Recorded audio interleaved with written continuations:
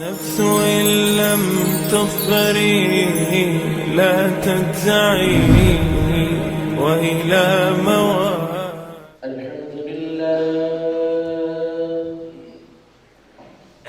الحمد لله نحمده ونستعينه ونستغفره ونؤمن به ونتوكل عليه ونعوذ بالله من شرور أنفسنا ومن سيئات أعمالنا من يهده الله فلا مضل له ومن يضلل فلا هادي له ونشهد أن لا إله إلا الله وحده لا شريك له ونشهد أن سيدنا وحبيبنا وشفيعنا ومولانا محمدا عبده ورسوله صلى الله تعالى عليه وعلى آله وأصحابه وبارك وسلم تسليما كثيرا أما بعد فأعوذ بالله من الشيطان الرجيم بسم الله الرحمن الرحيم والعصر إن الإنسان لفي خسر إلا الذين آمنوا وعملوا الصالحات وتواصوا بالحق وتواصوا بالصبر صدقت يا ربنا ويا رب العالمين. میرے انتہائی واجب الاحترام اس مبارک خانقاہی ماہانہ مجلس میں ہمارے جامعہ کے تشریف فرما حضرات اساتذہ اکرام دعوت فیوز کو اور تشریف لائے ہوئے مہمانان گرامی اور میرے انتہائی محبوب اور عزیز طلباء،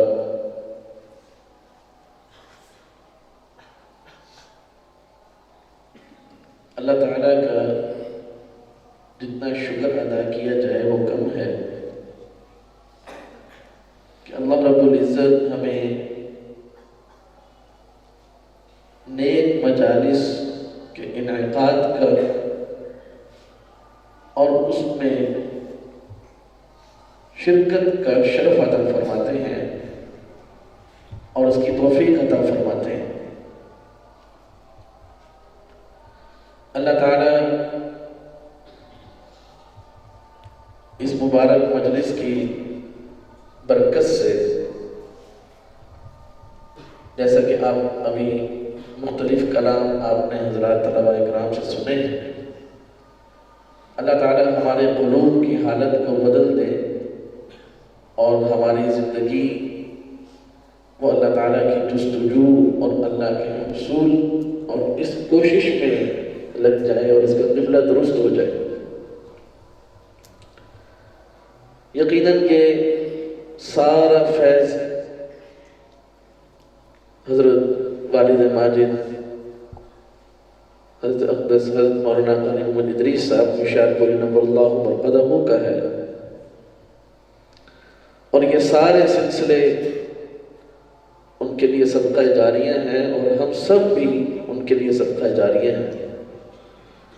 اللہ رب العزت ان سلسلوں کو، اس ادارے کو اور اس کے تمام شعبہ جات کو قیامت کی صبح تک اخلاص کے ساتھ جاری اور ساری رکھے، اور ہم سب کے لیے بھی یہ صدقہ جاریہ کا اور آخرت میں نجات کا ذریعہ بنے۔ جیسا کہ آپ طلباء بالخصوص اس بات کو جانتے ہیں کہ یہ جو ہماری ماہانہ مجلس ہوتی ہے یہ خالص اصلاحی پہلو کے حوالے سے منعقد ہوتی ہے.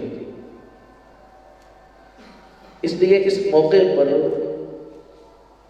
عام جو طرز ہے، موقع ہے بیان کا، اس سے ہٹ کر الحمدللہ اللہ کے فضل سے گفتگو جو ہے وہ چلی آ رہی ہے. آپ طلباء اکرام کے جو غیر وفاقی ساتھی ہیں ان کے امتحانات تو 1 ہفتے کے بعد انشاءاللہ تقریباً 1.5 ہفتے کے بعد شروع ہو جائیں گے، اور اس کے بعد پھر وفاق والے ساتھیوں کے امتحانات کا آغاز ہونے جا رہا ہے. اور آئندہ اس طریقے سے تمام طلباء کے ساتھ جو دوبارہ خانقاہی مجلس ہونی ہے وہ عید کے بعد ہونی ہے. اس لیے آج کے اس موقع پر چند باتیں میں اس حوالے سے عرض کرنا چاہتا ہوں، اور یہ عرض کرنا چاہتا ہوں کہ جو بھی گفتگو ہو آپ اس کو اپنے پلے باندھ لیں، اور اللہ تعالیٰ سے یہ ابھی سے دل میں دعا شروع کرتے ہیں کہ اللہ تعالیٰ ہمیں اس پر عمل کی توفیق عطا فرمائے.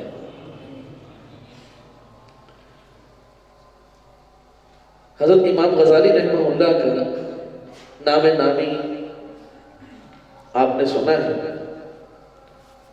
کہ وہ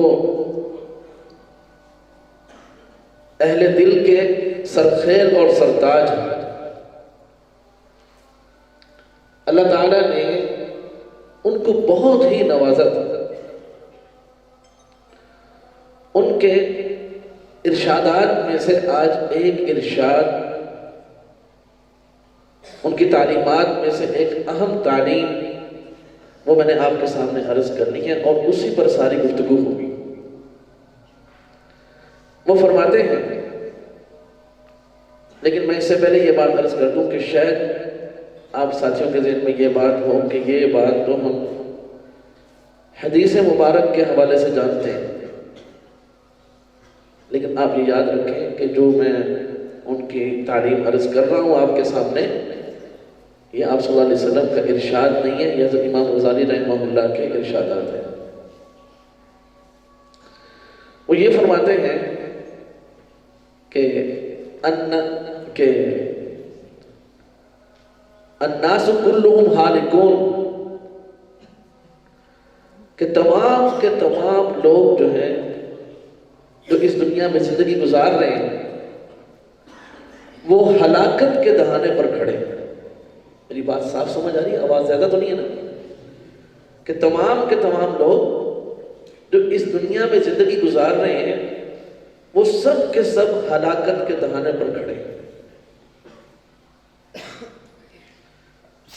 اور پھر آگے ارشاد فرمایا کہ الا العالمون،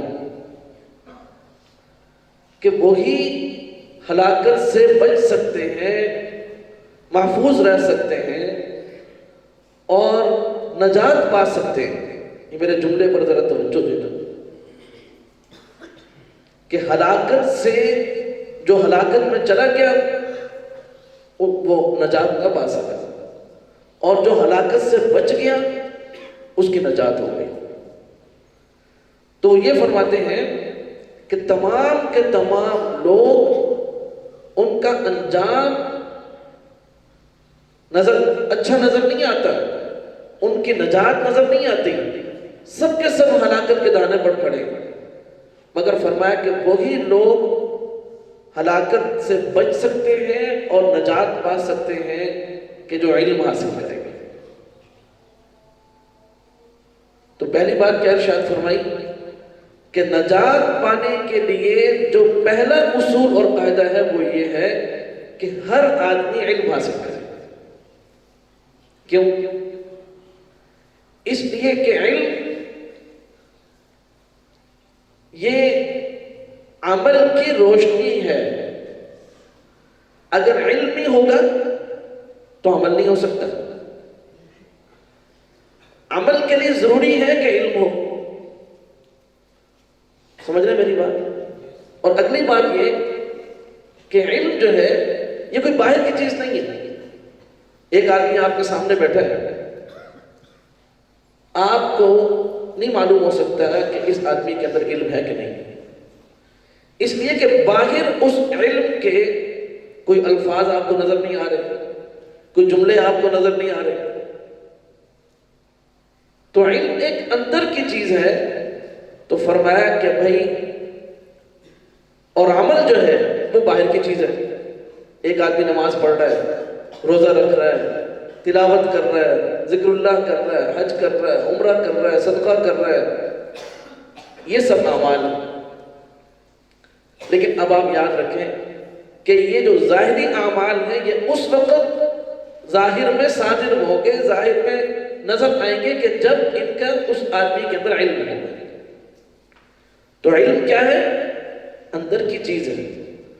تو فرمایا کہ بھئی جو بھی شخص نجات پانا چاہتا ہے اس کے لیے پہلا جو قاعدہ ہے، اصول ہے، وہ یہ ہے کہ وہ علم حاصل کرے. سمجھ آئے؟ اب آپ کہیں گے کہ بھی اس کا مطلب تو یہ ہوا کہ ہر آدمی جو ہے وہ عالم بنے تبھی وہ نجات پا سکتا ہے. حالانکہ ہر آدمی عالم نہیں بن سکتا. تو پھر اس بات کا کیا مطلب ہوا؟ اس بات کا مطلب یہ ہے کہ بھائی ایک تو دین کا اتنا علم جس کا تعلق ہر فرد کے ساتھ ہے، ہر مرد ہر عورت کے ساتھ ہے،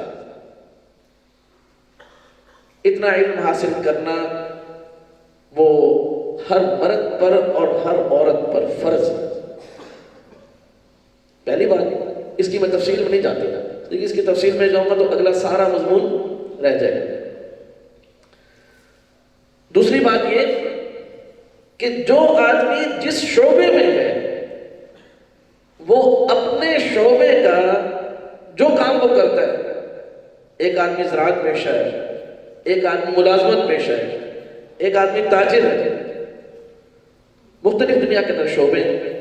اور دین تمام شعبوں میں کام کرنے والوں کے لیے بالکل واضح جو ہے وہ رہنمائی کرتا ہے.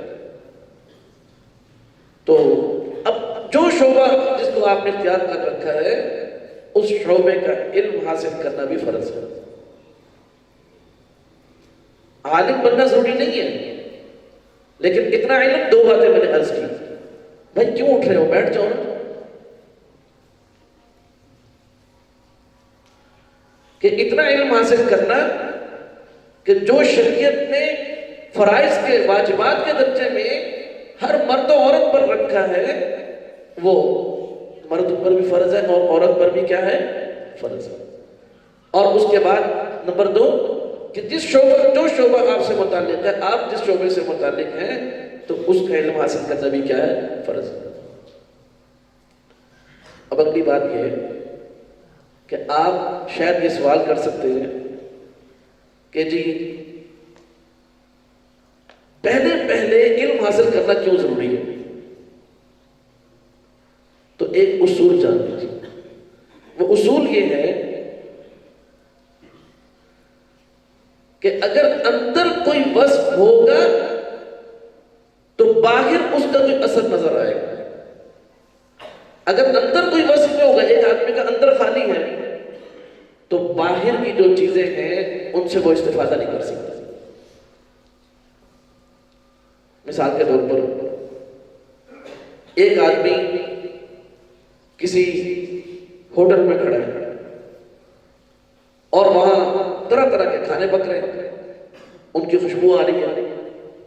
یا ایک آدمی کسی باغیچے میں کھڑا ہے اور وہاں طرح طرح کے پھول جو ہیں وہ نظر آ رہے ہیں اور وہ مہک رہے ہیں. یا ایک آدمی عطار کی دکان پر کھڑا ہے اور وہاں خوشبوئیں مہک رہی ہیں. لیکن اس آدمی کے اندر اب یہ ہے ساری چیزیں باہر کی، اس آدمی کے اندر سونگنے کی صلاحیت نہیں ہے. اب آپ بتائیں کہ یہ سونگنے کی صلاحیت انسان کے اندر ہی ہوتی ہے نا.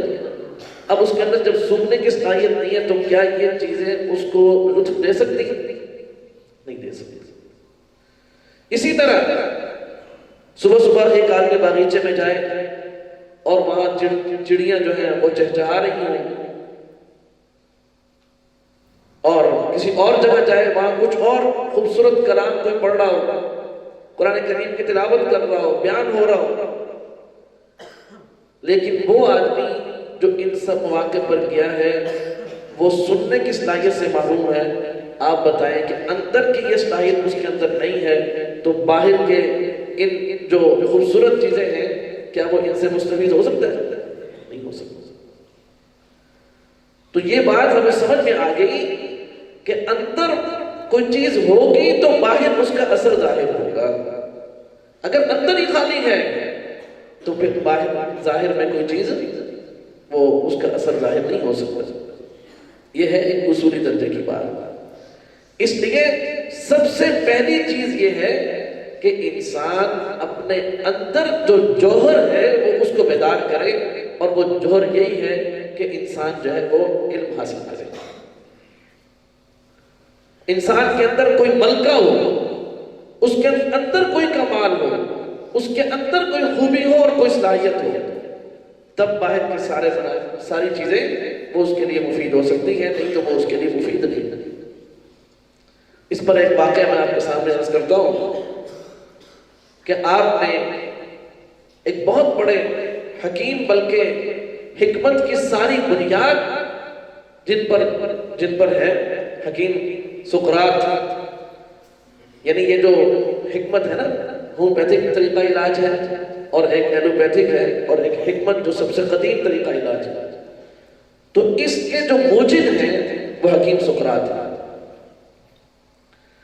تو اب ان کے بارے میں ایک واقعہ آتا ہے کہ ان کی زندگی تو ایسی تھی کہ یہ کبھی سمندر میں سفر کر رہے ہیں تو کبھی دریاؤں میں سفر کر رہے ہیں، اور کبھی جناب کسی پہاڑ میں ہے، کبھی کسی غار میں ہے، کبھی کہاں جنگلوں میں، اور کرتے کیا تھے؟ جڑی بوٹیاں جو تھی وہ کسی پتھر کو، جڑی بوٹیوں کو وہ چکھ کر ان کو دیکھتے کہ اس کے اندر کون سے مرض سے شفا کی صلاحیت اس کے اندر موجود ہے۔ یہ ان کا کام تھا۔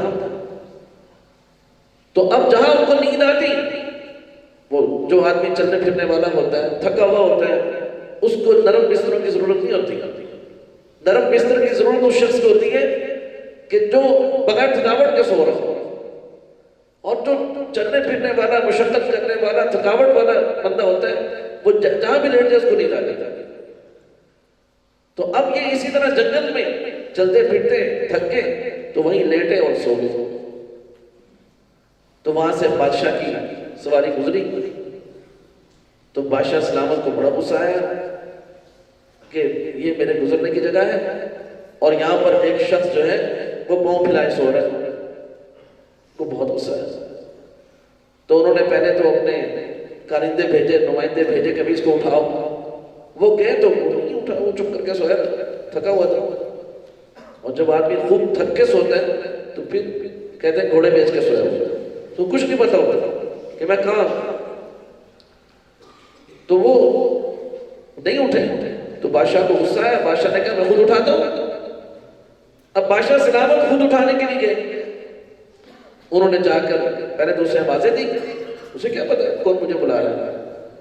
تو اس کے بعد بادشاہ سلامت نے اپنی ٹانگ جو ہے وہ 2-3 دفعہ اس کے زور سے لگائی اور کہا کہ تجھے اٹھتا نہیں ہے؟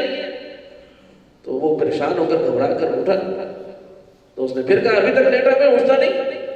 تو اس نے کہا کہ بھائی میں کیا کون ہو تم؟ نے کہا اچھا تجھے اب یہ بھی نہیں پتا کہ میں کون ہوں؟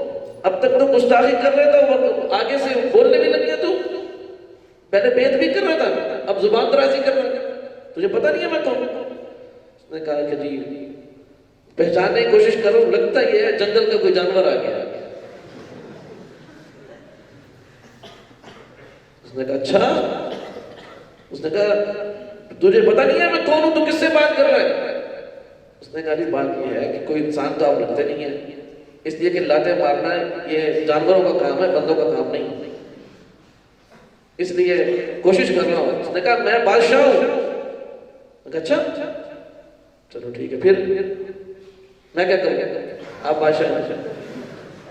اس نے کہا تجھے پتہ نہیں ہے میری فوج کتنی بڑی ہے؟ نے کہا اچھا پھر میں کیا کروں؟ تجھے پتہ نہیں ہے میرا اختیار کہاں تک چلتا ہے؟ پھر میں کیا کروں گا؟ میرے حکم سے کیا کچھ ہو سکتا ہے؟ نے کہا اچھا میں کیا کروں؟ مجھے بتا، مجھے کیوں اٹھایا؟ میں سویا ہوا تھا۔ سمجھ آئی؟ تو نے کہا میرا تو نے تاج نہیں دیکھا، میرے سر پر تاج اتنا قیمتی ہے، اس میں ایسے جواہرات لگے ہوئے ہیں اور اس میں ایسے ہیرے لگے ہوئے ہیں۔ تو کہا لگے ہوئے ہیں نا، مجھے کیا کہتا ہے، مجھے سونے دے۔ تو پھر اس نے کہا بادشاہ سلامت، آپ بادشاہ ہوں گے میں مانتا ہوں، یہ بتائیں کہ آپ نے اپنے تعارف کے لیے جتنی چیزیں پیش کی ہیں کہ جی میں ملک کا حکمران ہوں، میں بادشاہ سلامت ہوں، میرے پاس فوج ہے اور میرے پاس جو ہے وہ ایسی سواریاں ہیں، میرے پاس ایسے محلات ہیں، یہ سب چیزیں تو آپ نے پیش کی ہیں، یہ سب چیزیں تو آپ سے باہر کی چیزیں ہیں، آپ کی عزت ان چیزوں کے ساتھ ہے۔ اس کا مطلب یہ ہے کہ جب آپ کا اقتدار نہیں رہے گا تو آپ کی عزت ختم، اور جب فوج آپ کے کہنے میں نہیں رہے گی تو آپ کی عزت ختم۔ اور اگر آپ یہ سمجھتے ہیں کہ میری عزت جو ہے وہ تاج میں ہے، تو اس کا مطلب یہ کہ جب آپ رات کو تاج اتار کر کسی ٹیبل پر میز پر رکھ دیتے ہیں تو آپ کی عزت وہاں پڑی ہوتی ہے اور آپ کہیں اور پڑے ہوئے ہوتے ہیں۔ اور اگر آپ کی عزت جو ہے وہ ایچکن میں ہے، کوٹ میں ہے، کسی لباس میں ہے، آپ نے رات کو وہ لباس اتار کر کھونٹی میں ٹانگ دیا، اس کا مطلب یہ ہے کہ آپ تو سو رہے ہیں اور آپ کی عزت وہاں ٹنگی ہوئی ہے۔ آپ یہ بتائیں کہ آپ کے اندر کوئی ملکہ، کوئی صلاحیت آپ کے اندر کچھ ہے وہ بتائیں۔ ہاں میرے سے پوچھتے ہو تو میرے پاس نہ حکومت ہے، نہ میرے پاس تاج ہے، نہ میرے پاس تخت ہے، نہ میرے پاس فوج ہے، لیکن میرے اندر صلاحیت موجود ہے کہ میں بہت سے امراض کا شافی علاج جانتا ہوں۔ میرے اندر یہ کمال ہے۔ آپ میں کوئی کمال ہے تو بتائیں۔ دوسری بات یہ کہ میں تیراکی جانتا ہوں۔ آپ بتائیں آپ تیراکی جانتے ہیں؟ آپ چیزوں کے ساتھ میرا مقابلہ کر رہے ہیں، آپ کسی وصف کے ساتھ کریں، آپ کسی صلاحیت کے ساتھ کریں، یہ کس چیز کا میرے ساتھ مقابلہ کر رہے ہیں؟ بادشاہ سلامت ایسا لاجواب ہوا اور ان کو اسی حال میں چھوڑ کر چلا گیا۔ لیکن اس حکیم سقراط دانا دانشور نے آنے والے نسلوں کے لیے یہ واقعہ محفوظ رکھا اور نقل در نقل یہ امت کے لیے، انسانیت کے لیے ہدایت کا ذریعہ بنا کہ انسان کو کیا چاہیے کہ وہ اپنے اندر جوہر پیدا کرے، وہی اس کو وہ جوہر پھر کوئی اس سے چھین نہیں سکتا۔ ایک آدمی کے اندر وصف، صلاحیت ہے، جوہر ہے، کوئی ملکہ ہے، تو دنیا کی کوئی طاقت اس کو اس سے محروم نہیں کر سکتی۔ آپ کے پاس علم ہے، ایک بچے نے قرآن کریم حفظ کر لیا، ایک بچے نے ماشاءاللہ علم دین حاصل کر لیا، اب دنیا کی کوئی طاقت اس حافظ قرآن کو اس قرآن کے حفظ کی دولت سے محروم کر سکتی ہے؟ نہیں کر سکتی۔ یہ ایک جوہر آپ کے اندر پیدا ہو گیا۔ تو اس لیے پہلے نمبر میں جو چیز نجات کے لیے ضروری ہے وہ ہے حصول علم۔ اب وہ حصول علم کا ایک طریقہ بعض لوگوں نے یہ بھی بنا رکھا ہے کہ وہ علم کو صرف اپنے پاس لکھی ہوئی تحریری شکل میں محفوظ کرنے کو کافی سمجھتے ہیں کہ جی کتب خانے میں فلاں علم پڑھا ہوا ہے، بس ہے نا، میری الماری کے اندر فلاں کتاب پڑھی ہے، بس میں بھی عالم، میری لائبریری کے اندر فلاں کتابیں موجود ہیں، لہٰذا میں بھی باکمال آدمی ہوں۔ حقیقت یہ ہے کہ وہ علم کو اپنے اندر منتقل کرنا الفاظ کی صورت میں بھی اور علم کا جو نور ہے اس صورت میں بھی، یہ دونوں صورتوں میں جب علم اندر منتقل ہوگا تو باہر اس کے اثرات ظاہر ہوں گے۔ آپ نے علامہ سیبوے جو امام النحو ہیں ان کا نام سن رکھا ہے نا؟ علامہ سیبویہ امام النحو بننے سے پہلے جو ان کا طریقہ کار تھا وہ یہی تھا کہ وہ جو کچھ سنتے اس کو لکھ لیتے، لیکن اپنے اندر گورا تھا، اپنے اندر کچھ معلوم نہیں۔ تو ایک دن ایسا ہوا کہ وہ جتنا بھی انہوں نے علم حاصل کیا ہوا تھا، کہیں سفر پر جا رہے تھے، وہ علم جو لکھا ہوا تھا وہ تمام دستے اور اس کے ساتھ جو اپنی روٹیاں وہ باندھ کر سفر کے لیے چلے گئے۔ اب جب وہ سفر پر روانہ ہوئے، کوئی ان کو تقاضا ہوا، ایک جگہ پر وہ گٹھری رکھی اور کہیں تقاضے کے لیے چلے گئے۔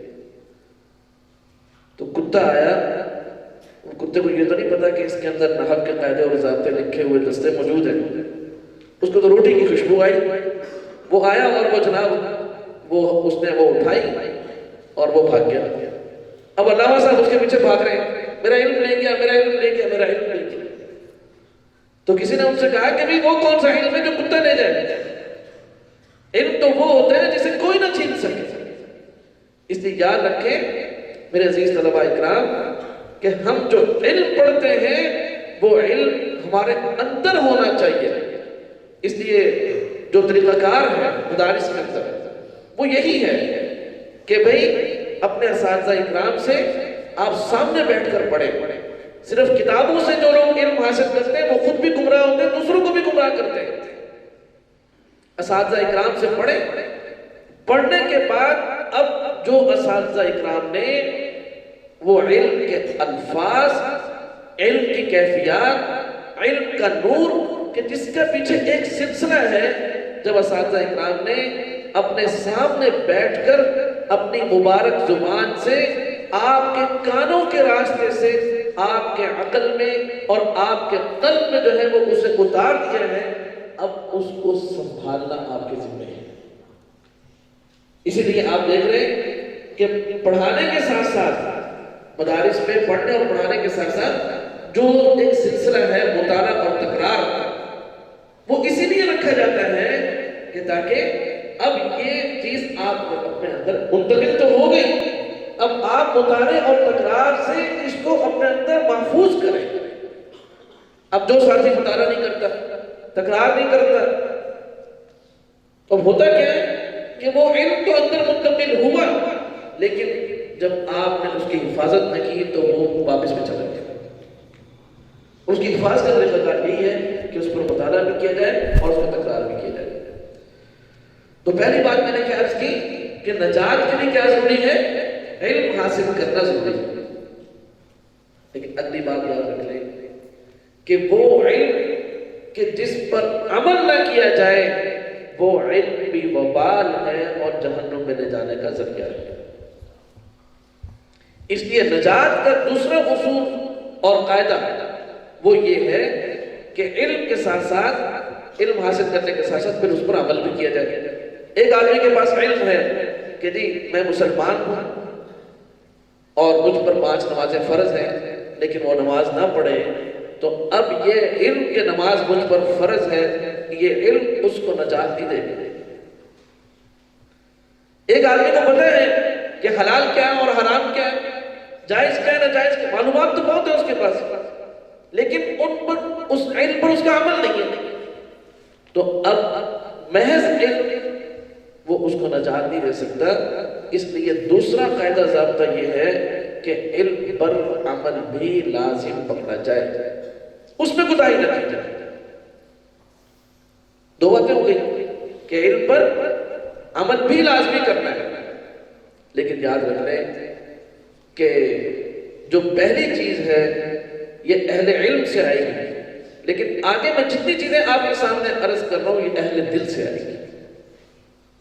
آگے جتنی باتیں عرض کروں گا اس میں سے دوسرے نمبر کی بات کہ علم پر عمل کی توفیق ہو جائے۔ یاد رکھ لیں یہ بھی اللہ والوں کی صحبت سے پیدا ہوتی ہے۔ بہت سے کائنات کے اندر مسلمان کروڑوں کی تعداد میں موجود ہیں کہ ان کے پاس نماز کی فرضیت کا، نماز کے اوقات کا، نماز کے طریقے کا، نماز سے پہلے وضو کا سارا کچھ ان کو معلوم ہے، لیکن عمل کی توفیق ان کو نہیں ہے۔ اس کی وجہ یہی ہے کہ ان کے پاس علم تو ہے لیکن ان کے پاس عمل کے لیے جو توفیق حاصل ہونی ہوتی ہے، جو ہمت حاصل ہونی ہوتی ہے، اللہ والوں کے ساتھ تعلق اور صحبت وہ چیز ان کو حاصل نہیں. اس لیے یہ بات یاد رکھ لیں کہ علماء کے ساتھ ساتھ، اہل علم کے ساتھ ساتھ، مفتیان اکرام کے ساتھ ساتھ، مشائخ کے ساتھ، اللہ والوں کے ساتھ تعلق جو ہے یہ بھی انتہائی ضروری ہے. اور نمبر 3 بات یہ ہے کہ علم بھی حاصل کیا اور اس علم پر عمل بھی کیا. اب تیسری چیز یہ ہے، فرمایا کہ بھائی اب اس عمل کے اندر اخلاص پیدا کرنا ہے. اس عمل کے اندر اخلاص پیدا کرنا ہے. اگر عمل کے اندر اخلاص نہیں ہوگا اور وہ عمل وہ انسانوں کی خوشنودی کے لیے ہوگا تو فرمایا کہ وہ عمل بھی، ایک شخص جو ہے وہ نماز پڑھتا ہے، روزے رکھتا ہے، صدقہ کرتا ہے، خیرات کرتا ہے، بہت سارے کام کرتا ہے، لیکن اس عمل کے اندر اخلاص نہیں ہے تو فرمایا کہ وہ عمل جو بغیر اخلاص کے ہے وہ اس کو نجات نہیں دے سکتا. اس لیے ہم میں سے ہر آدمی کو علم، عمل، اس کے ساتھ جس تیسری چیز کی ضرورت ہے وہ یہ ہے کہ ہم اپنی نیتوں کو ٹٹولیں اور ان کا تجزیہ کریں کہ ہم جو کچھ کر رہے ہیں ہماری اس سے غرض کیا ہے، ہمارا اس سے مقصود کیا ہے. اگر تو الحمدللہ اللہ تعالیٰ نے اخلاص کی دولت عطا فرما رکھی ہے تو اس پر اللہ تعالیٰ کا شکر ادا کریں، اور اگر اخلاص کے اندر کمی نظر آتی ہے تو پھر اس کے لیے فکر کریں. اور یہ تیسری چیز جو اخلاص والی ہے یہ بھی اہل اللہ سے ملے گی، یہ بھی اہل دل سے ملے گی.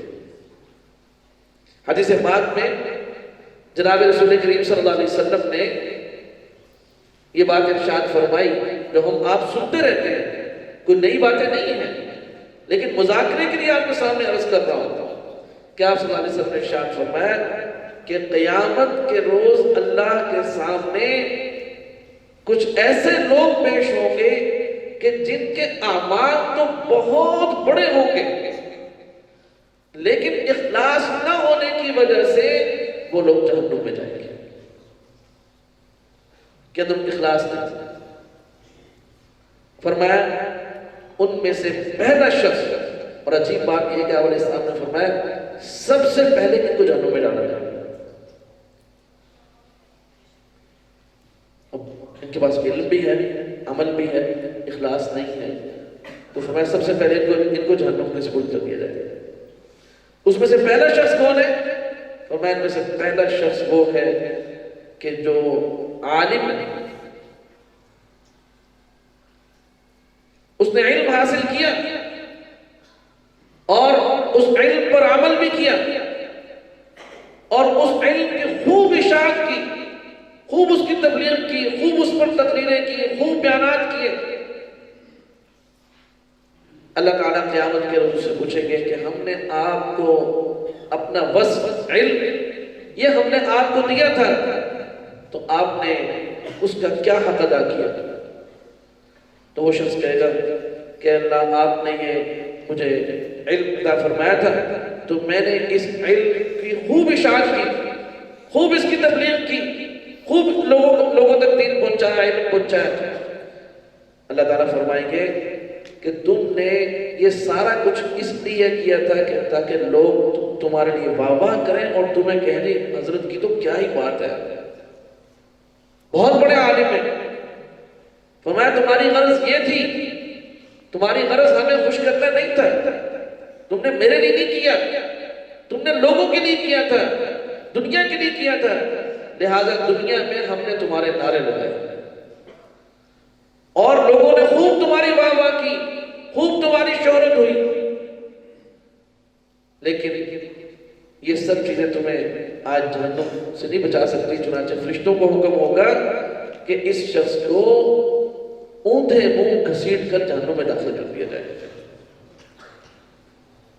اس لیے کہتے ہیں سب سے زیادہ حسرت کا اور افسوس کا مقام اس عالم کے لیے ہے کہ جو قیامت کے روز اللہ کے حضور پیش ہوگا اور اس کے لیے جہنم کا فیصلہ ہوگا، جبکہ اس کی تقریر سن کر، اس کے بیان سن کر بہت سارے لوگ نیک کام کرنے کی وجہ سے اس کے سامنے جنت میں جا رہے ہوں گے.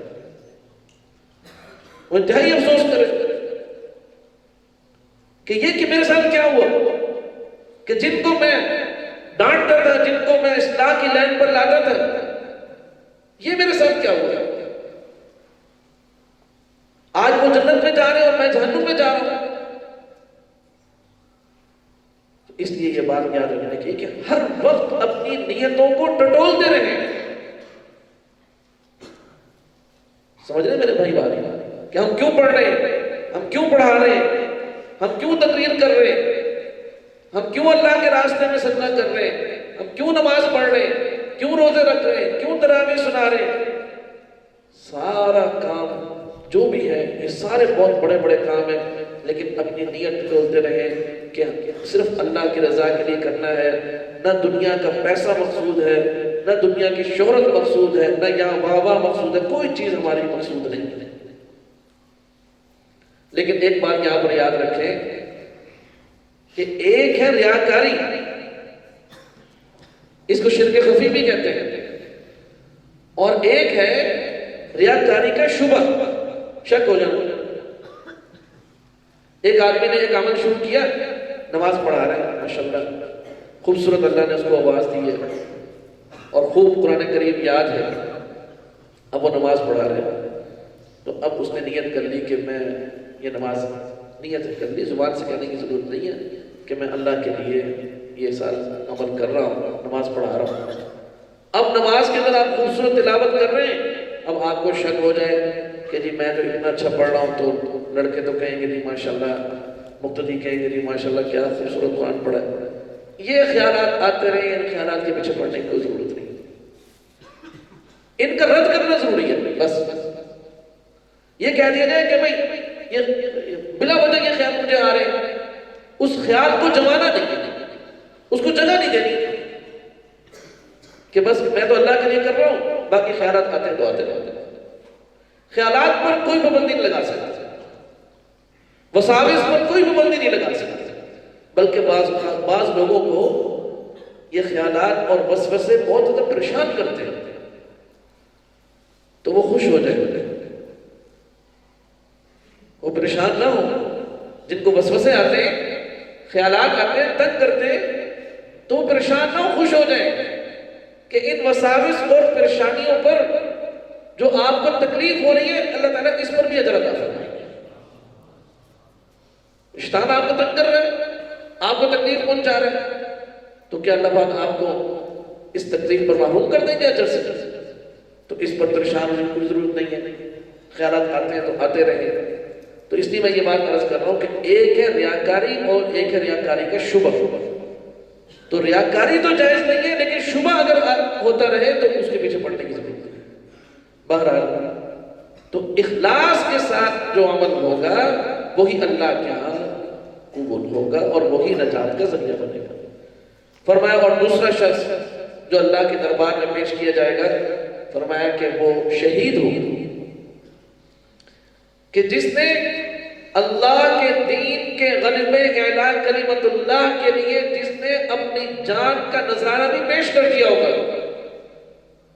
اللہ تعالیٰ اس سے پوچھیں گے کہ تم نے یہ جہاد کیا، تم نے میری راہ میں شہادت پیش کی، تو تمہاری غرض کیا تھی؟ میں نے تمہیں جان دی تھی، تم نے کیا کیا؟ تمہیں طاقت دی. وہ کہے گا کہ اللہ میں نے آپ کے دین کی خاطر، آپ کی ذات کی خاطر میں نے اپنی جان کا نذرانہ پیش کر دیا.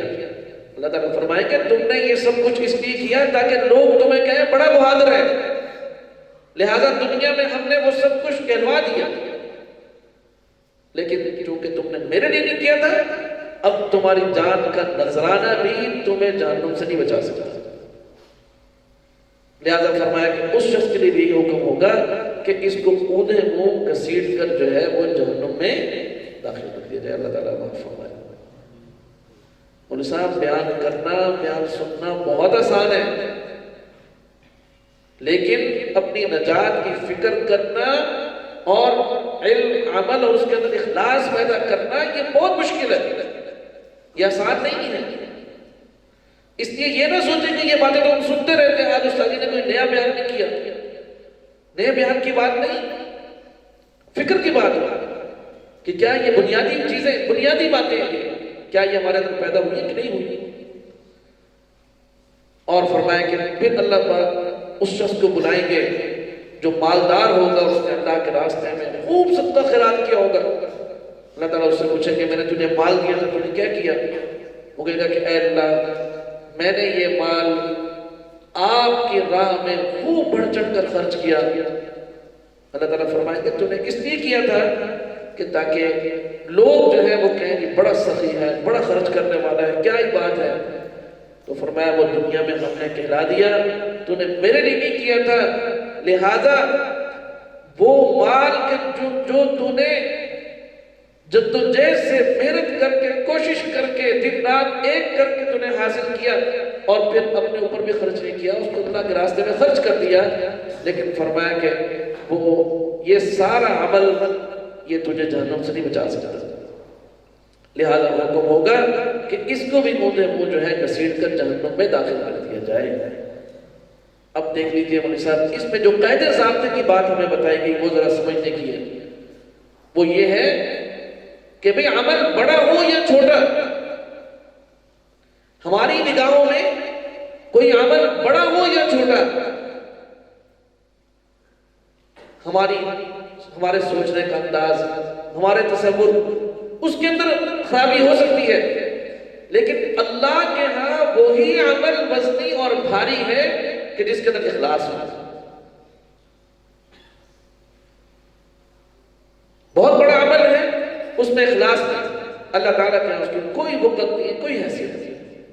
چھوٹا سا عمل ہے، ہماری نظروں میں چھوٹا سا ہے، لیکن اس کے اندر اخلاص ہے، وہ اللہ تعالیٰ کے ہاں بہت بڑا ہے۔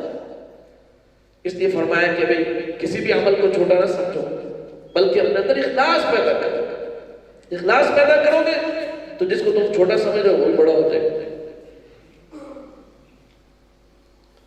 اور میرے بھائی یہ بات یاد رکھ لیں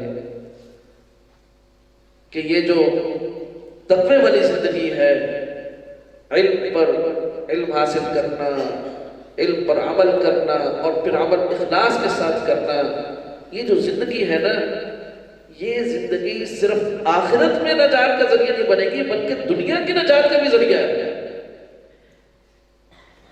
سمجھ رہے ہیں؟ میں پورے وصول کے ساتھ، توجہ ہے بھائی سب کی، سب میری طرف متوجہ ہو، میری طرف دیکھیں اور مزید قریب ہو جائے۔ سو رہے ہو تم؟ ہاں جی، پوری توجہ کے ساتھ بیٹھا۔ میں نے کیا بات عرض کی ابھی کہ علم حاصل کرنا، اس پر عمل کرنا اور اخلاص کے ساتھ کرنا۔ میرے بھائیوں یہ بات یاد رکھنے کہ اس کا فائدہ صرف آخرت میں نہیں ہے، اس کا فائدہ دنیا میں بھی ہے۔ میں پورے وصول کے ساتھ یہ بات کر رہا ہوں کہ آج دنیا میں جتنی مصیبتیں، جتنی پریشانیاں ہیں، اس کی وجہ یہی ہے کہ دین سے دوری۔ آج لوگ دین پر آ جائیں، تقوی والی زندگی پر آ جائیں، حیا والی زندگی پر آ جائیں، ایمان والی زندگی پر آ جائیں، اعمال صالحہ والی زندگی پر آ جائیں، اخلاص والی زندگی پر آ جائیں، دنیا کی سے ساری مصیبتیں ختم ہو جائیں۔ چنانچہ مشکاۃ شریف کی روایت ہے کہ 3 لوگ تھے، تینوں دوست تھے، تو وہ کہیں بھی کسی بھی ملک میں جاتے تجارت کے لیے تو اکٹھے جاتے۔ ایک مرتبہ ایسے ہوا کہ وہ تجارت کے لیے کسی ملک میں گئے، تو وہاں چلتے چلتے ان کو ایک جگہ پر شام ہو گئی، تو انہوں نے یہ فیصلہ کیا، اور شام بھی ہو گئی اور ساتھ سخت قسم کی طوفانی بارش بھی شروع ہوئی۔ اب انہوں نے یہ فیصلہ کیا کہ ہم جو ہے وہ قریبی کوئی غار تھی، ہم اس میں پناہ لے لیتے ہیں۔ چنانچہ اب وہ غار کے اندر چلے گئے، پھر رات یہاں گزار لیں گے، بارش سے بھی محفوظ ہو جائیں گے، رات بھی گزر جائے گی، اور سامان تو ساتھ کھانے پینے کا تھا ہی، ہمارا وقت گزر جائے گا، اور جو ہے وہ صبح کو چلے جائیں گے۔ اب جب وہ اندر چلے گئے، اچانک کیا ہوا کہ ایک بہت بڑی چٹان، ایک بہت بڑا پتھر وہ اوپر پہاڑی سے نیچے اترا اور غار کا جو منہ تھا اس کو اس نے بالکل بند کر دیا کہ نہ کوئی چیز اندر سے باہر آ سکتی ہے اور نہ باہر سے کوئی چیز اندر جا سکتی ہے۔ اب ان کو یقین ہو گیا کہ ہماری ہلاکت میں کوئی شبہ نہیں ہے، بس اب تو ہم نے ہلاک ہی ہونا ہے۔ اور آپس میں وہ یہ تبصرہ کرنے لگے کہ بھئی جو کچھ ہے وہ کھا پی لو، جب یہ ختم ہو جائے گا پھر موت کا انتظار کرو۔ اب آپس میں انہوں نے یہ فیصلہ کر لیا۔ تو جب بالکل آدمی کا مزاج ہے، انسان کا مزاج ہے کہ جب تک اس کے پاس اسباب ہوتے ہیں تو اس کی نظر بھی اسباب پر ہوتی ہے، اور جب اس کے پاس اسباب نہیں رہتے تو اب اس کی نظر مسبب الاسباب پر جاتی ہے، اللہ پر جاتی ہے کہ اللہ تو ہی مجھے بچا سکتا ہے۔ یہ انسان کا مزاج ہے۔ حالانکہ حقیقی بات کیا ہے؟ اللہ تعالیٰ کرم فرمائے کہ وہ حقیقی بات میرے اندر بھی پیدا ہو جائے۔ اس کو بیان کرنا بہت آسان ہے، لیکن اس کیفیت کو اور اس حقیقت کو اپنے اندر اتارنا بہت مشکل ہے کہ اسباب سارے سامنے پڑے ہوں لیکن انسان کی نظر اللہ پر ہو، یہ بہت مشکل ہے۔ کمزوری ہے انسان کی کہ اس کی نظر اسباب پر ہوتی ہے جب تک اسباب ہیں۔ جب اسباب نہیں رہتے، ہم لوگوں کا یہی حال ہے نا، کوئی بیمار ہو جائے تو پہلے ڈاکٹر کے پاس پہنچتے ہیں، اور پھر جب ڈاکٹر کہے جی دعا کرو، اب سمجھ جاتے ہیں کہ بھئی اب ڈاکٹر کے پاس ہمارا کوئی علاج نہیں رہا، اب کہتے ہیں جی خود بھی دعا کرتے ہیں اور مولوی صاحب سے بھی کہتے ہیں اور طلباء کو بھی کہتے ہیں جی ہمارے لیے دعا کروائیں، ڈاکٹروں نے جواب دے دیا ہے۔ حالانکہ حقیقت یہ ہے کہ ہمارے اسلام جو ہمیں درس دیتا ہے اور جناب رسول کریم صلی اللہ علیہ وسلم کی جو تعلیمات ہمیں درس دیتی ہیں وہ یہ کہ بھئی اسباب کی کثرت اور بہتات ہو، لیکن جب تمہیں کوئی امر پیش آئے، کوئی مشکل پیش آئے، تم اللہ کی طرف رجوع کرو، پہلے اللہ سے۔ اور حقیقت یہ ہے کہ اسباب میں خیر پیدا کرنے والی ذات بھی اللہ ہی کی ہے، ورنہ وہ یہ سبب ہوتے ہیں۔ ابھی ایک ہمارے جاننے والے ہیں بھائی نواز صاحب، ان کا انتقال ہوا حال ہی میں، صحت مند ماشاءاللہ، یعنی باقاعدہ وہ اپنی طاقت کا مقابلہ کرتا تھا لوگوں کے ساتھ، کتنا صحت مند۔ اس کا انتقال کیسے ہوا کہ کھانا کھاتے ہوئے وہ لقمہ جو ہے وہ حلق میں جو سانس کی نالی ہے اس میں پھنس گیا، اور وہی بیٹھے وہ کہتے ہیں کہ 1 منٹ بھی پورا نہیں لگا اور اس کا انتقال ہو گیا۔ اب ساری زندگی کھانا انسان کو طاقت دیتا ہے، نفع پہنچاتا ہے، لیکن جب اللہ تعالیٰ کا فیصلہ ہو جائے تو وہی خیر اس کے لیے شر بن جاتا ہے۔ اب آپ کہیں گے ہم بھی کھانا کھاتے ہوئے ڈریں گے، کوئی بھی نہیں ڈرتا بھائی، ڈٹ کے کھاتے ہیں سب۔ تو یہ بات یاد رکھ لیں کہ اسباب جو ہے وہ خود عجیب بات ہے۔ میں آپ طلباء سے ایک بات کر رہا ہوں، آپ اگر یاد رکھ لیں، میرا تحفہ ہے آپ کے لیے، یاد رکھ لیں بھائی، ہماری نظر اسباب پر ہوتی ہے اور اسباب اللہ کے حکم کے منتظر ہوتے ہیں۔ ہماری نظر کس پر ہوتی ہے؟ اسباب پر، اور اسباب وہ اللہ کے حکم کے منتظر ہوتے ہیں۔ اللہ پاک کا حکم ہوتا ہے فائدہ پہنچا دو، فائدہ پہنچاتے ہیں۔ اللہ کا حکم ہوتا ہے فائدہ نہیں پہنچانا، ایسے ہی رکھنا ہے اس کو، کوئی فائدہ نہیں ہوتا۔ تو اس لیے پہلی بات اور آخری بات اور حقیقی بات وہ یہی ہے کہ اللہ کے ساتھ بنا کر رکھیں، اللہ کی طرف رجوع رکھیں۔ تو خیر، اب جب ان کا توشہ زاد راہ جو سفر میں ساتھ لے کر گئے تھے وہ ختم ہو گیا، تو ایک آدمی ان میں سے بولا کہ بھی بات یہ ہے کہ ہمارا پیدا کرنے والا تو موجود ہے نا، تو کیوں نہ ہم اس سے مدد مانگیں۔ لیکن اس سے مدد مانگنے کا ایک طریقہ میں آپ کے سامنے عرض کرتا ہوں۔ وہ کیا طریقہ ہے کہ ہم میں سے جس آدمی نے اپنی زندگی میں جو ایسا عمل کیا ہو، ہم تینوں نے کہ جو نہایت اخلاص کے ساتھ ہو اور اللہ کی رضا کے لیے ہو اور اللہ کے علاوہ کسی کو معلوم نہ ہو، ہم اپنے اس عمل کا واسطہ دے کر اللہ تعالیٰ سے اس نجات مانگتے ہیں کہ اس مصیبت سے اللہ پاک ہمیں باہر نکال دے۔ تو ان کو یہ رائے بہت پسند آ گئی کہ بھئی ایسا کرنے میں آخر کیا حرج ہے. تو ان میں سے ایک شخص جو پہلا شخص تھا اس نے اللہ تعالیٰ سے دعا کی کہ اے اللہ،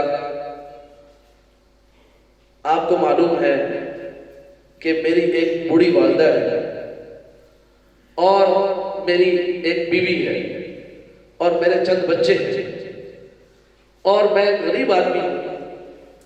تو گزر اوقات کے لیے میرے پاس صرف ایک بکری ہے کہ جب میں رات کو گھر جاتا ہوں تو اس بکری کا دودھ نکالتا ہوں اور نکال کر میرے بچے رو رہے ہوتے ہیں، میں اپنے بچوں کو نہیں پینے دیتا.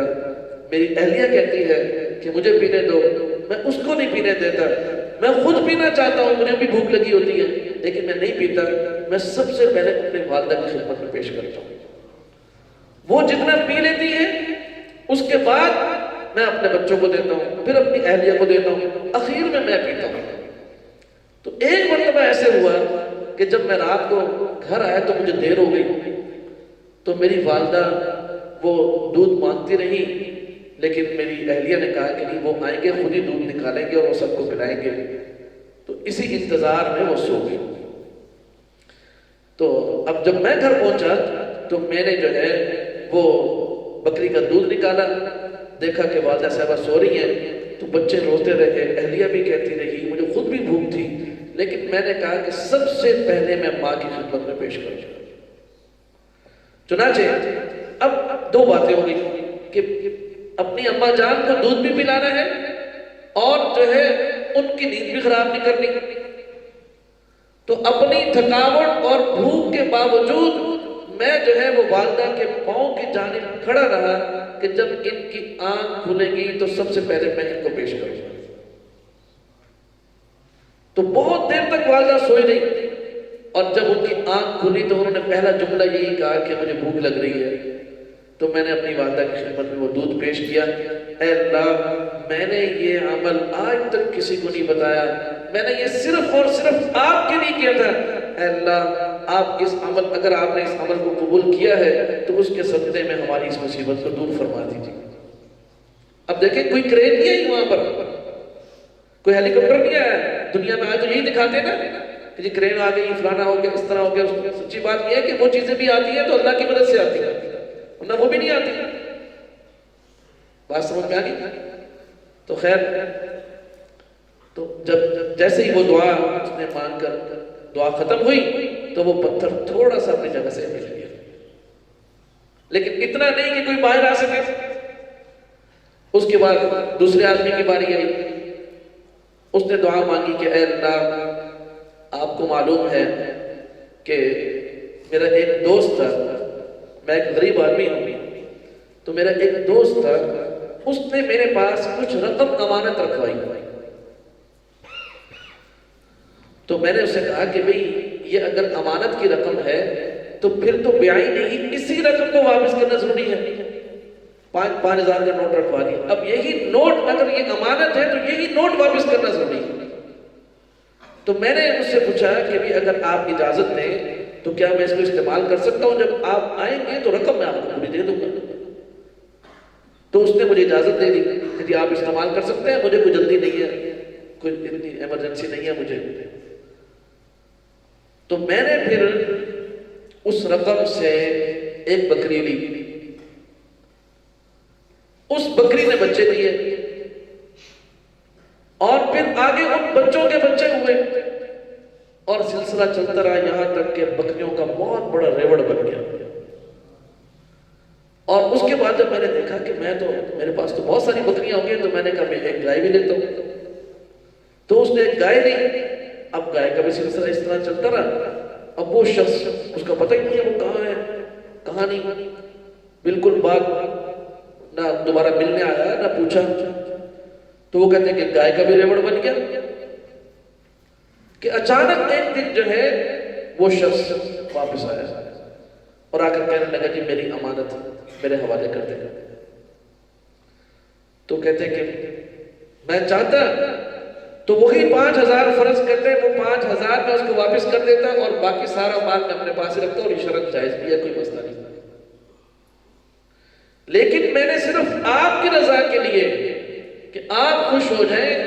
میں نے اس شخص سے کہا کہ تمہیں یہ جتنی بکریاں نظر آ رہی ہیں، جتنی گائے نظر آ رہی ہیں، جتنے اونٹ نظر آ رہے ہیں، بھیڑ نظر آ رہی ہے، یہ سب کچھ تمہارا ہے. وہ کہتے ہیں بھائی یہ میرا نہیں ہے. وہ کہتے نہیں بھائی یہ سارا کچھ آپ کا ہے، یہ آپ کے پیسے سے ہی کمایا میں نے. کمال درجے کا تقویٰ ہے، سب سے مشکل کام. آج کل تو لوگ حقیقی پیسے واپس نہیں کرتے جو اصل رقم ہوتی ہے. قرض لیا ہوا امانت نہیں، جو قرض لیا ہوا ہے وہ بھی بھیک مانگ کر لینا پڑتا ہے، ذلیل و رسوا ہو کے لینا پڑتا ہے. یہ حال ہے.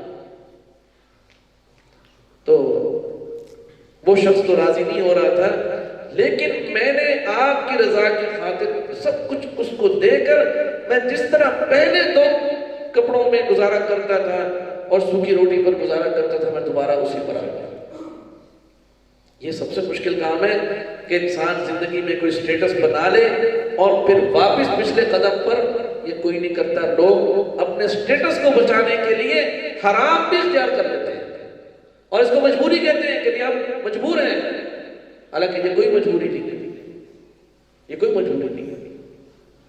تو بہرحال اس نے کہا کہ اے اللہ اگر آپ کے دربار میں میرا یہ عمل قبول ہے تو آپ ہمیں اس مصیبت سے نجات دے دیجئے. تو فرمایا کہ وہ پتھر تھوڑا سا اپنے جگہ سے اور ہل گیا. اس کے بعد تیسرے شخص کی باری آئی. اس نے دعا کی کہ اے اللہ آپ کو پتہ ہے کہ میرے چچا کی ایک بیٹی تھی تو مجھے اس سے بہت محبت تھی. میں نے اپنی والدہ کے ذریعے سے مختلف طریقوں سے اس کا رشتہ مانگنے کی کوشش کی لیکن وہ اس پر راضی نہیں ہوئے. تو میں نے اپنی چچا کی بیٹی کو ایک دن جا کر کہا کہ تمہارے والدین تمہارا رشتہ تو میرے ساتھ نہیں کر رہے لیکن مجھے تم سے محبت ہے، تم زندگی میں ایک مرتبہ تو مجھے اپنے قریب آنے دو. تو اس نے کہا کہ اگر تم میرے جسم سے لطف اندوز ہونا چاہتے ہو تو پھر تمہیں اتنی اشرفیاں جو ہے یعنی لاکھوں روپے کا سونا وہ تمہیں مجھے دینا ہوگا، میرے حوالے کرنا ہوگا. تو میں نے کہا کہ مجھے منظور ہے. چنانچہ میں نے خوب محنت کی، خوب جدوجہد کی اور وہ اتنی اشرفیاں کما کر ایک بہت بڑی تھیلی جو ہے سونے کی بھر کے میں اس کے پاس پہنچا اور تنہائی کا موقع تھا. اس نے مجھے پورا موقع دیا، کوئی دیکھنے والا نہیں تھا اور ہم دونوں کی یہ حالت تھی کہ جو زنا کا فعل ہے اس کے صادر ہونے میں کوئی رکاوٹ نہیں تھی. لیکن اس وقت اس میرے چچا کی بیٹی نے یہ کہا اتق اللہ، اللہ سے ڈر. اس نے یہ بات کہی اور میں اس کے جسم سے دور ہو گیا. اے اللہ میں نے یہ عمل، یہ جو گناہ چھوڑا صرف اس لیے چھوڑا کہ میں تیری ذات سے ڈر گیا تھا، میں تجھے راضی رکھنا چاہتا تھا. اے اللہ اگر تجھے یہ میرا عمل قبول ہے، منظور ہے تو ہمیں اس مصیبت سے نجات دے دیجئے. فرمایا وہ پتھر اپنی جگہ سے مکمل طور پر ہٹ گیا اور اس طرح وہ بخیر و عافیت اس مصیبت سے نکل آئے. تو میرے بھائیوں یہ صرف کچھ قصہ کہانی نہیں ہے. جناب رسول کریم صلی اللہ علیہ وسلم نے یہ جو مبارک حدیث ارشاد فرمائی اس کو ذہن میں رکھ لیں کہ یہ اس لیے ارشاد فرمائی کہ بھائی مصیبت سے یعنی جو تقوی والی زندگی ہے وہ صرف قبر میں نجات کے لیے نہیں ہے، صرف آخرت میں نجات نہیں دے گی بلکہ اس دنیا کی مصیبتوں سے بھی نجات دے گی. ہمیں یہ بات یاد رکھنے کی. اور اگلی بات یہ کہ اخلاص والے جو ہیں وہ بھی خطرے میں.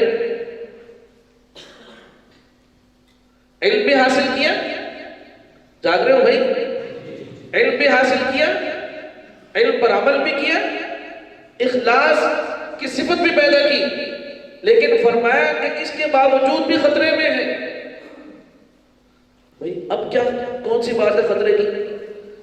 فرمایا کہ وہ شخص خطرے میں ہے جو عالم بھی ہے، عامل بھی ہے، مخلص بھی ہے لیکن پھر بھی خطرے میں ہے. فرمایا وہ شخص خطرے میں ہے کہ جس کی نگاہ اپنی ذات پر ہے کہ یہ میرا کمال ہے کہ میں یہ عمل کر رہا ہوں.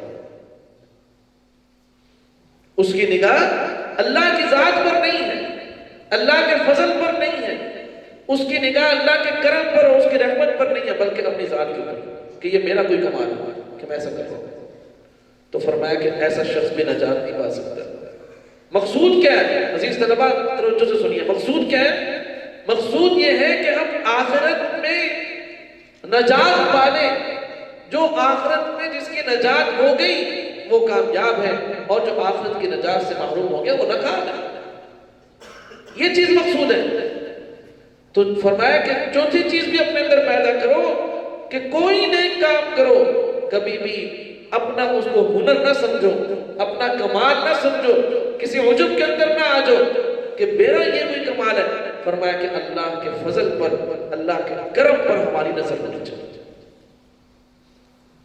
چنانچہ اس سلسلے میں بھی ایک واقعہ میں آپ کے سامنے رکھتا ہوں کہ آپ صلی اللہ علیہ وسلم نے ارشاد فرمایا کہ بنی اسرائیل میں ایک آدمی تھا.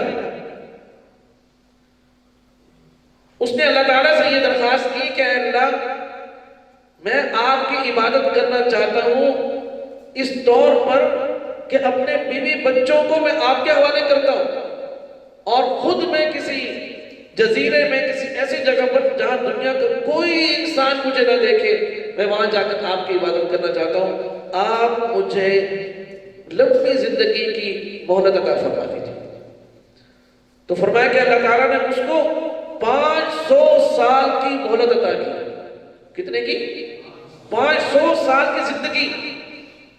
اب فرمایا کہ جب وہ اس جزیرے پر پہنچا تو وہاں پہنچ کر اللہ تعالیٰ نے وہاں پر اس کے لیے میٹھے پانی کا چشمہ جاری کر دیا اور انار کا درخت لگا دیا. وہ انار کھاتا اور میٹھا پانی پیتا اور ہر وقت اللہ کی عبادت کرتا.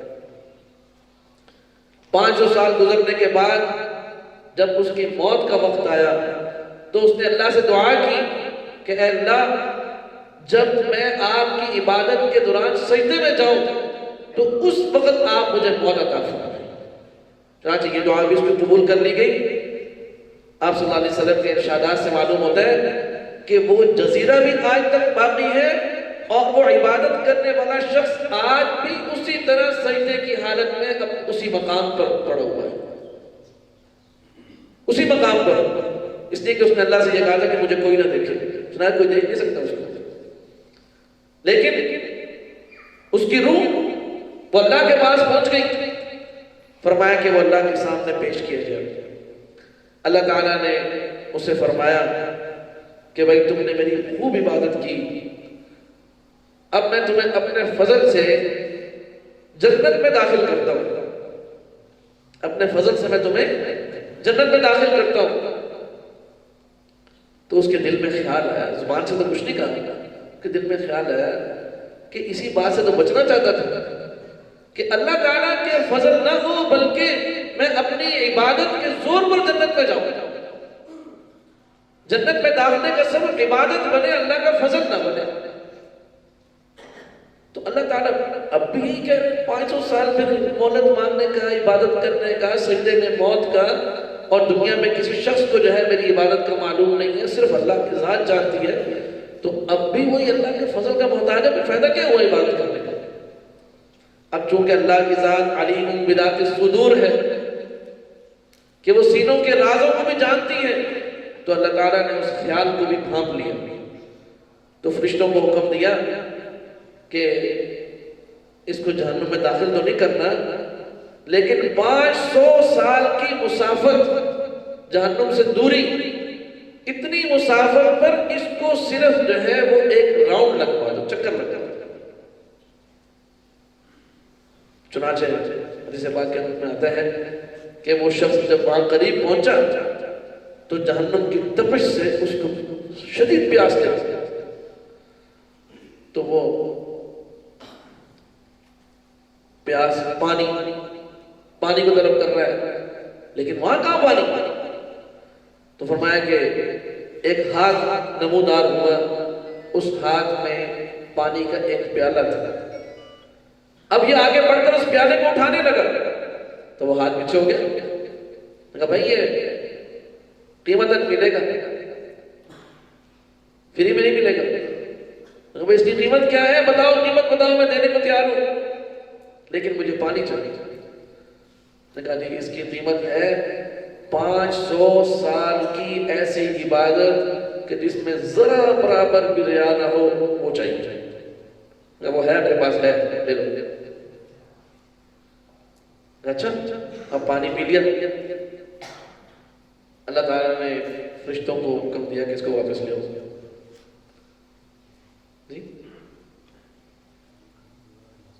اچھا اسے فرمانا کہ وہیں کھڑے، اس کو پھر پیاس لگ گئی، تو اب وہ اللہ کے حضور پیش کیا گیا، تو اللہ تعالیٰ نے اسے فرمایا کہ بھائی جو تم دنیا میں کما کر لائے تھے وہ تو تم نے سارا کچھ ایک پانی کے پیالے میں خرچ کر دیا، تو اب ہم تمہارے بارے میں کیا فیصلہ کریں بتاؤ؟ اب وہ کہنے لگا کہ اے اللہ آپ مجھے اپنے فضل سے جنت میں بھیج دیجیے، آپ مجھے اپنے فضل سے جنت میں بھیج دیجیے۔ تو اس بات سے یہ ہمیں سبق حاصل کرنا ہے کہ انسان جو کچھ کرتا ہے، انسان سے جو نیکی ہوتی ہے اور انسان جو گناہ سے بچ جاتا ہے، اس میں انسان کا اپنا کوئی کمال نہیں ہوتا، یہ سب اللہ کا فضل ہوتا ہے۔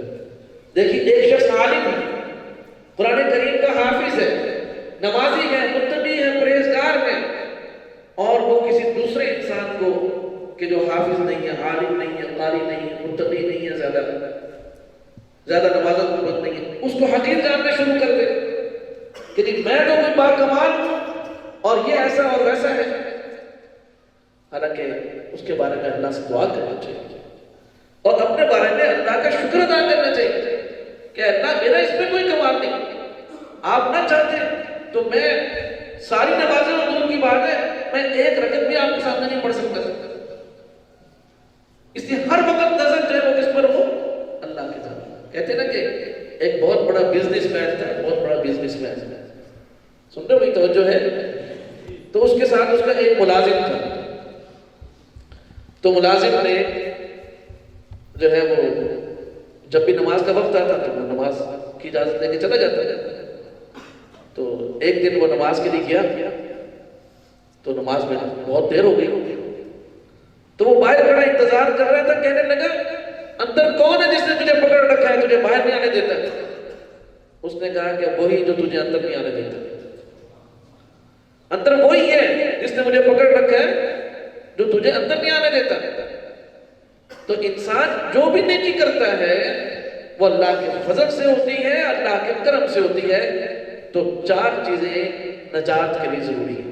نمبر 1 علم حاصل کرنا، نمبر 2 عمل کرنا، نمبر 3 اخلاص پیدا کرنا، نمبر 4 اللہ کے فضل پر، اللہ کے کرم پر نظر رکھنا، یہ ضروری ہے۔ اب آپ مجھے بتائیں کہ بلکہ میں نے آپ کو خود یہ بات ابھی عرض کی کہ بھئی علم تو علماء سے حاصل ہوگا، لیکن باقی تینوں چیزیں یہ کس سے حاصل ہوگی؟ اہل اللہ سے حاصل ہوگی، نیک مجالس سے حاصل ہوگی، اللہ والوں کی صحبت سے حاصل ہوگی، اللہ والوں کی تعلیمات سے حاصل ہوگی، اللہ والوں کی جو حالات ہیں ان کو پڑھنے سے حاصل ہوگی، ان کے جو ملفوظات ہیں انہوں نے جو کتابیں لکھی اس کو پڑھنے سے حاصل ہوگی۔ بات سمجھ ہے بھائی؟ اس لیے جو ہے چھٹیوں کا جو وقت آپ کے پاس آ رہا ہے، تو ان چھٹیوں کے اوقات میں بھی آپ جو ہے وہ اللہ والوں کے ساتھ، نیک لوگوں کے ساتھ اپنا تعلق، ان کی مجلس میں آنا جانا، ان کی صحبت اختیار کرنا، اس سے اپنے آپ و قطن دور نہ کریں۔ جو کچھ اس موقع پر اللہ کے فضل و کرم سے کہا گیا، اللہ تعالیٰ اس پر ہم سب کو عمل کرنے کی توفیق عطا فرمائے۔ وآخر دعوانا الحمدللہ رب العالمین۔ نفس إن لم تظفري لا تجزعي وإلى